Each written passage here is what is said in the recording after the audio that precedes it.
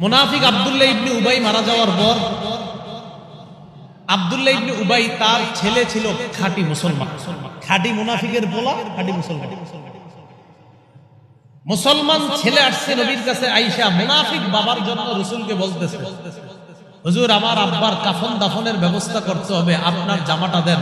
কারণ বদরের যুদ্ধে যেই সমস্ত মক্কার মানুষগুলো আপনার হাতে বন্দী হয়েছে তাদের মাঝে আপনার চাচা আব্বাস ছিলেন।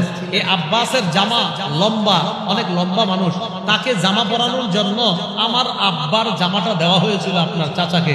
সেই জামাটা আজকে আপনি ফেরত দেন, আপনার জামা দিয়ে আমার আব্বাকে কাফন দিব, এরপর কাফন করব। রাসূল জামা দিছে।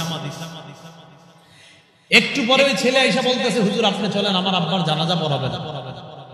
মুনাফিকের গায়ে জামা দেওয়া হলো, দামি জামা। মুনাফিকের জানাজা পড়ানোর জন্য রাসূল রওনা করছে।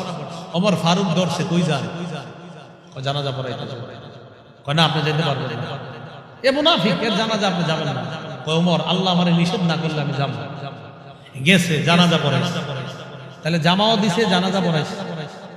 এবার কবরে দাফন করছে। দাফন করার পর কবরের পাশে দাঁড়ায় দোয়া করা শুরু করছে। আল্লাহ পাক রব্বুল আলামিন আয়াত নাযিল করে দিয়েছেন, ইস্তাগফির লাহু আও লা তাস্তাগফির লাহু। মুনাফিকদের জন্য ক্ষমা প্রার্থনা করেন আপনি অথবা না করেন। ইন তাস্তাগফির লাহুম ৭০ মাররা, ৭০ বারও যদি ক্ষমা চান, লা ইয়াগফিরুল্লাহু লাহুম, আল্লাহ কিছুতেই তাদেরকে ক্ষমা করবে না। আপনি ক্ষমা চাইলেও আমি আল্লাহ ক্ষমা করব না। এরপরে তার কবরের সামনে দাঁড়াইছে, জানাজাও পড়ছে। আল্লাহ বলে দিলেন, ওয়ালা তুসাল্লি আলা আহাদিন মিনহুম মাতা আবাদা, আজকের পর আর কখনো কোনো মুনাফিকের জানাজা আপনি পড়াবেন না। এরপর কবরের সামনে দাঁড়াইছে, আল্লাহ বলে দিলেন, ওয়ালা তাকুম আলা কবরি, মুনাফিকের কবরের সামনেও দাঁড়াবেন না। তাহলে মুনাফিকদের জন্য ক্ষমাও চাইবেন না। আল্লাহ বলে দিলেন নবীজিকে, মুনাফিকদের জানাজাও পড়াবেন না, মুনাফিকের কবরের সামনেও যাবেন না।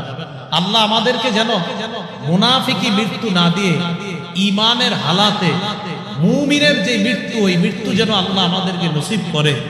ঈমান নিয়ে, তাওহীদ নিয়ে, মুসলমান পরিচয়ে যেন আল্লাহর কাছে যেতে পারি, আল্লাহ তৌফিক দান করেন। মুনাফিকদের স্বভাবগুলো যেন বর্জন করতে পারি, আল্লাহ তৌফিক দান করেন।